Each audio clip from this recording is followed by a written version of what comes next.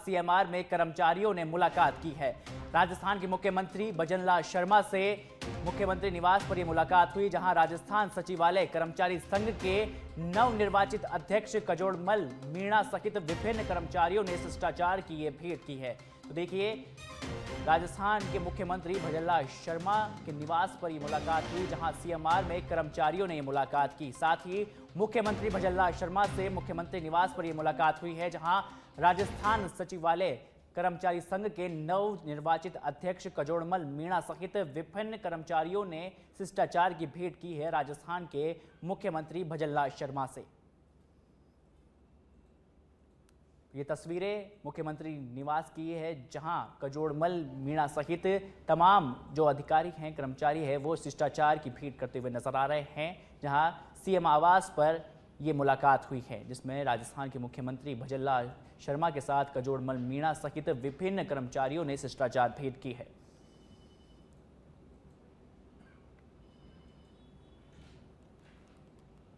तो ये देखिए,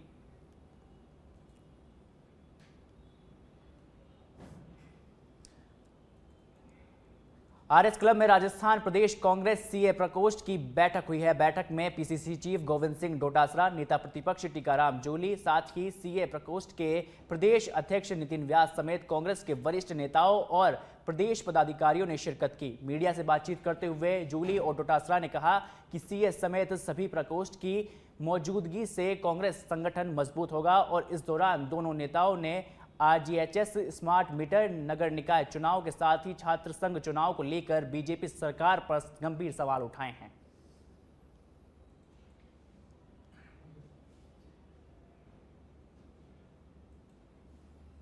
की बात कोई हो नहीं सकती कि जब एक इंडिपेंडेंट बॉडी जो चुनाव कराता है, वो चुनाव कराने वाली ये संस्था कह रही है कि बार बार बहाने बना रहे हैं, चुनाव नहीं करा रहे हैं, तो अब तो स्पष्ट हो गया, इसमें कहने की बात नहीं। और जो भारत निर्वाचन आयोग है, उससे चीफ जस्टिस का हटाना, उसके बाद में जिस प्रकार से बिहार हो, पहले दिल्ली में, महाराष्ट्र में और अब बिहार में वोटों की किस तरीके से कटिंग करके और किस तरीके से फर्जी वोट अपने जुड़वाना, सही वोटों को जो बीजेपी को नहीं दे रहा है या एनडीए को नहीं दे रहा है उसको कटाना, और ये एक नया ट्रेंड इन्होंने चलाया है। ईवीएम से तो सेटिंग करते ही करते थे, अब तो वोटर लिस्ट को भी सेटिंग करने लग गए।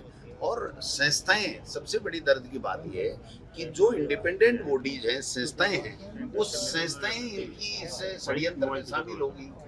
इन संस्थाओं को भी इन्होंने नहीं बख्शा और फिर किस मुंह से ये कहते हैं कि हम लोकतंत्र को मजबूत कर रहे हैं। विदेशों में घूम रहे हैं, जहाँ 10-10 हजार का देश नहीं आबादी का, वहाँ पर फित्ते पहन रहे हैं। देश के प्रधानमंत्री जी कह रहे हैं कि इस देश का सबसे बड़ा सम्मान जीत लिया, क्या करोगे उस सम्मान। और सरकारी कर्मचारियों के लिए आरजीएचएस स्कीम बनी, इतनी शानदार स्कीम चल रही थी, लेकिन हॉस्पिटल्स का भुगतान नहीं करना, समय पे पेमेंट नहीं जाना और हॉस्पिटल धीरे धीरे इससे कटने लग गए। और आज स्थिति ये होगी कि उन लोगों ने इलाज करना बंद कर दिया। सरकारी हॉस्पिटल जो हैं हमारे अच्छे चल रहे हैं, हमारे समय में खूब डेवलप हुए, मेडिकल कॉलेज भी नए बने, लेकिन जिस प्रकार से आबादी बढ़ी है उस प्रकार से उतना लोड सरकारी हॉस्पिटल सिर्फ नहीं ले सकते। ये प्राइवेट हॉस्पिटल पैरेलल चल रहे थे तो दोनों में बैलेंस हो रहा था, सरकारी हॉस्पिटल्स पे लोड नहीं था। अब जिस प्रकार से इन लोगों की प्लानिंग है तो वापस जो है सरकारी हॉस्पिटल पे लोड बढ़ेगा और जो स्वास्थ्य व्यवस्थाएं हैं वो सब चरमराएंगी। तो इस चीज़ का तो इनको नॉलेज है नहीं, पता नहीं किस हिसाब से दिल्ली से पर्ची आ गई होगी कि आरजीएचएस को बंद करना।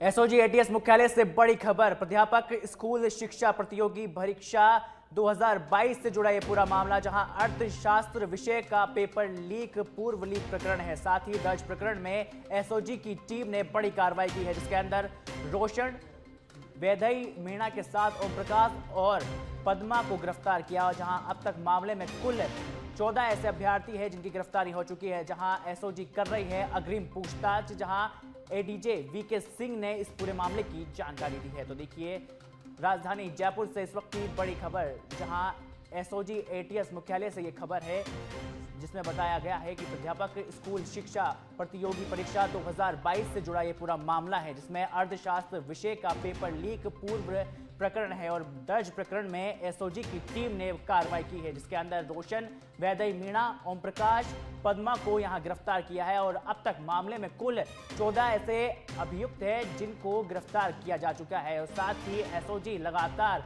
अग्रिम पूछताछ कर रही है।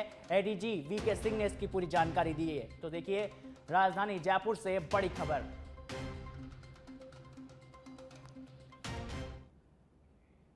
जयपुर डिस्कॉम अभियंता करेंगे जीएसएस का दौरा, जहां कुसुम प्लांट में बिजली ट्रिपिंग की समस्या का होगा समाधान। 93 विकेंद्रित सोर्स ऊर्जा संयंत्रों से जुड़े 33 केवी के ग्रिड और सब स्टेशनों का करेंगे दौरा, जिसमें डिस्कॉम चेयरमैन आरती डोगरा ने इसके निर्देश दे दिए हैं। साथ ही ट्रिपिंग और वोल्टेज के उतार चढ़ाव की भी समस्या को देखते हुए ये निर्देश दिए हैं। तो देखिए, राजधानी जयपुर से ये बड़ी खबर,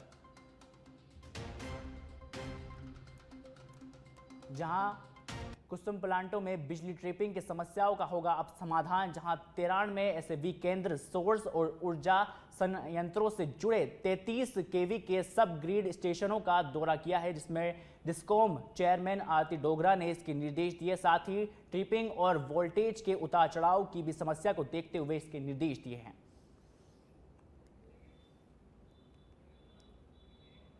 लक्ष्मणगढ़ के बादूसर गांव में गोचर भूमि को बेचने और भूमि पर अवैध रूप से किए गए हैं अतिक्रमण और अतिक्रमणों को हटाने की मांग को लेकर एसडीएम कार्यालय के सामने गोभक्तों की ओर से दिया जा रहा है धरना। साथ ही भूख हड़ताल भी की जा रही है, जहां तहसीलदार के आश्वासन के समाप्त हो चुका है। साथ ही बताया जा रहा है कि बादूसर गांव में गोचर भूमि पर अवैध अतिक्रमण हटाने की मांग को लेकर साधु संतों के सानिध्य और बीएल ग्रुप के गोभक्त अनुज बादूसर के नेतृत्व में 11 जुलाई से आंदोलन शुरू किया गया था, जिसके बाद आंदोलन के दूसरे दिन शाम को लक्ष्मणगढ़ तहसीलदार फारूक अली ने गोभक्तों को मौके पर आकर बताया कि अतिक्रमणकारियों को पहले नोटिस दिया जाएगा, जिन्हें 19 जुलाई तक का समय दिया गया है और 19 जुलाई के बाद प्रशासन की ओर से अतिक्रमण हटाया जाएगा।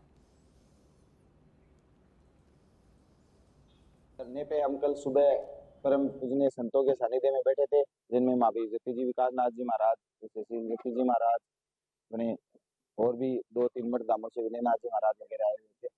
तो कल सुबह हम भूख हड़ताल पे बैठे थे, 5-7 जने, कल 5 जने बैठे थे, फिर संख्या बढ़ गई, 2 गोभक्त और बढ़ गए, तो 7 जने हम बैठ गए। कल कोई वार्तालाप नहीं हुई, नॉर्मली बस उनको हमने लिखित में दे दिया, ज्ञापन पहले भी दिया। करौली जिले के पाशना बांध के गेट खोले जाने के बाद बयाना क्षेत्र की गंभीर नदी में पानी की तेज आवक देखने को मिल रही है। इससे आसपास की नदी से सटे कई गांवों में नदी का जल स्तर बढ़ गया है, जहां हालात को देखते हुए डिप्टी कृष्णराज जांगिड़ ने शनिवार को प्रभावित क्षेत्रों का दौरा किया और उन्होंने नदी किनारे बसे गांव में जाकर हालात देखे और स्थानीय लोगों से बातचीत भी की। डिप्टी जांगिड़ ने प्रशासन की ओर से की जा रही तैयारियों की समीक्षा करते हुए ग्रामीणों से अपील की है कि वे नदी के तेज बहाव के दौरान सुरक्षा का ध्यान रखें और अनावश्यक रूप से नदी के नजदीक न जाएं।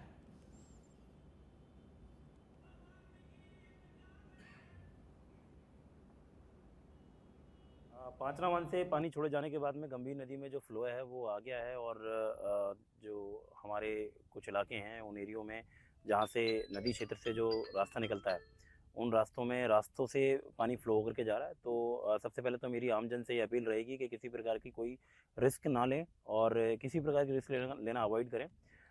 दूसरा, चूँकि अभी ये पानी पहली बार आया है और आगे संभावना है कि पानी और भी बढ़ेगा, बारिश का मौसम लगातार अपने चरम पे जाएगा और उसके बाद लगातार पानी भी जो बढ़ेगा, तो पूर्व की कई घटनाओं को ध्यान में रखते हुए हम ये कोशिश करें कि पहले की जो घटनाएं थी वो दोबारा रिपीट। कैबिनेट मंत्री सुमित गोदारा का श्री गंगानगर दौरा। मंत्री सुमित गोदारा ने कलेक्ट्रेट में जन सुनवाई की है, जहां फिरोजपुर फीडर को लेकर बोले हैं। सुमित गोदारा ने कहा है कि पहले सिर्फ बातें हुई लेकिन अब काम होगा। फिरोजपुर फीडर का निर्माण का कार्य जल्द शुरू हो जाएगा, जहां राजस्थान को मिलेगा सिंधु नदी का पानी। तो देखिए, सुमित गोदारा जो आज श्री गंगानगर के दौरे पर थे और इस दौरान उन्होंने कलेक्ट्रेट में जन सुनवाई की है, जहां फिरोजपुर फीडर को लेकर भी सुमित गोदारा ने कहा है कि पहले सिर्फ बातें हुई लेकिन अब काम होगा, जहां फिरोजपुर फीडर का निर्माण जल्द ही शुरू कर दिया जाएगा, जहां राजस्थान को इसके बाद सिंधु नदी का पानी मिलेगा। जिले में 1 लाख 15,000 नए लाभार्थी इस योजना से जुड़े गए हैं और गिलोय कैंपेन के तहत राजस्थान में 20,12,000 लोगों ने अभी तक स्वेच्छा से खाद्य सुरक्षा का लाभ छोड़ा है और गंगानगर जिले में 71,900 व्यक्तियों द्वारा स्वेच्छा से खाद्य सुरक्षा का लाभ छोड़ा गया है। हम सभी से ये निवेदन करने चाहेंगे कि जो भी सक्षम भाई हैं इस योजना में पात्रता नहीं रखते वो स्वेच्छा से अपना लाभ छोड़िए, ताकि जिस तरह 51 लाख नए लोग जुड़े अभी लगभग 14 लाख नए लोग और जुड़ने जो कि अभी चूरू के सरदार शहर से खबर, जहां ऑपरेशन वज्र के तहत 8 बदमाश गिरफ्तार किए हैं। पुलिस ने संगठित अपराधियों के खिलाफ ये बड़ी कार्रवाई की है। 4 हिस्ट्री शीटरों सहित 8 बदमाश पुलिस ने दबोचे हैं। साथ ही कहा है कि पुलिस की सख्त कार्रवाई से अपराधियों में अब खलबली मच गई है। तो देखिए ये बड़ी खबर, जहां अपराधियों के खिलाफ बड़ी कार्रवाई की गई है। चूरू के सरदार शहर से ये खबर है, जहां ऑपरेशन वज्र के तहत 8 बदमाश गिरफ्तार किए गए हैं। पुलिस ने संगठित अपराधियों के खिलाफ ये बड़ी कार्रवाई की, जिसमें 4 हिस्ट्री शीटर समेत 8 बदमाश हैं, उनको पुलिस ने दबोच लिया है। साथ ही पुलिस की सख्त कार्रवाई से अब अपराधियों में खलबली मच चुकी है।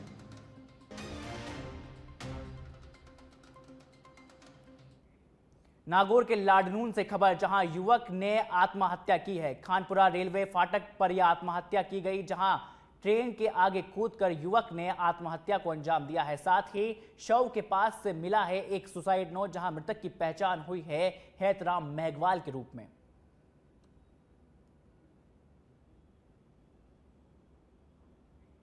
धौलपुर के सरमथुरा से खबर, जहां यातायात नियमों के उल्लंघन पर कार्रवाई की गई है। साथ ही वाहन चालकों के खिलाफ पुलिस की कार्रवाई देखने को मिली है, जहां करीब 65 वाहनों के काटे गए हैं चालान और करीब 25,000 रुपए का जुर्माना भी यहां वसूला गया है।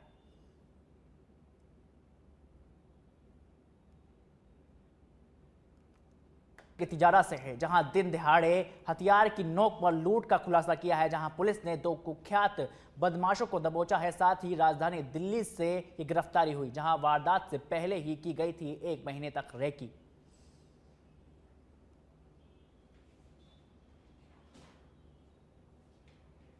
टोंक के उनियारा से बड़ी खबर, जहां गलवा बांध में युवक के डूबने का मामला सामने आया है। साथ ही 22 घंटे के बाद भी युवक का कोई सुराग नहीं लग पाया है। प्रशासन ने तलाशी को लेकर बुलडोजर भी चलाया। साथ ही एसडीआरएफ और सिविल डिफेंस की टीम भी लगातार तलाशी कर रही है और इस दौरान मौके पर आला अधिकारी भी मौजूद हैं।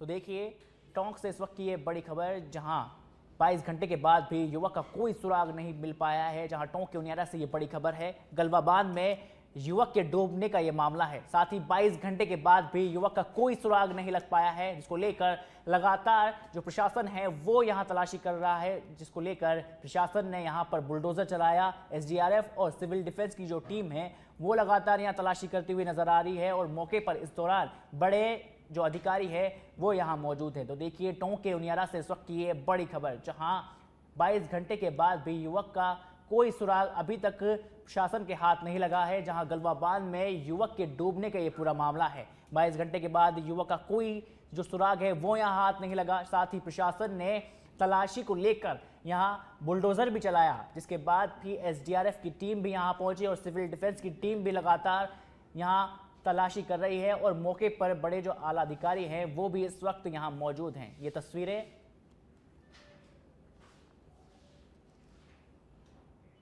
बूंदी टनल पर लूट के मामले में पुलिस ने कार्रवाई की है। पुलिस ने लूट करने वाले 4 आरोपियों को बापर्दा गिरफ्तार किया है। घटना में प्रयुक्त स्विफ्ट कार को भी पुलिस ने जब्त कर लिया है। साथ ही पकड़े गए आरोपियों पर दर्ज है पहले से ही कई मामले, जहां पुलिस अधीक्षक राजेंद्र मीणा के निर्देशन पर इस कार्रवाई को अंजाम दिया गया है।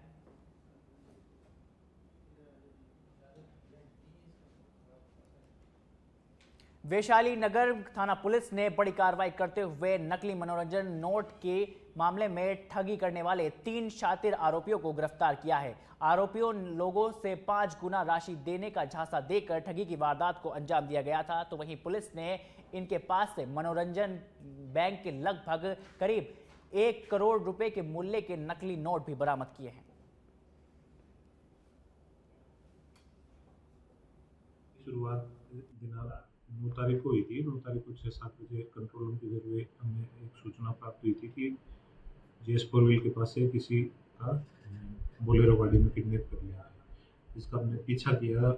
जिस सूचना का पीछा किया तो बाद में हमें पता लगा कि गाड़ी का नंबर ट्रेस आउट करके मैंने रात भर पीछा किया और उस संबंध में जिस व्यक्ति का अपहरण हुआ था उसके साथ जिसने सूचना दी थी उनके परिवादी से हमने FIR लेके 193/25 मुकदमा भी दर्ज किया था अपहरण के संबंध में।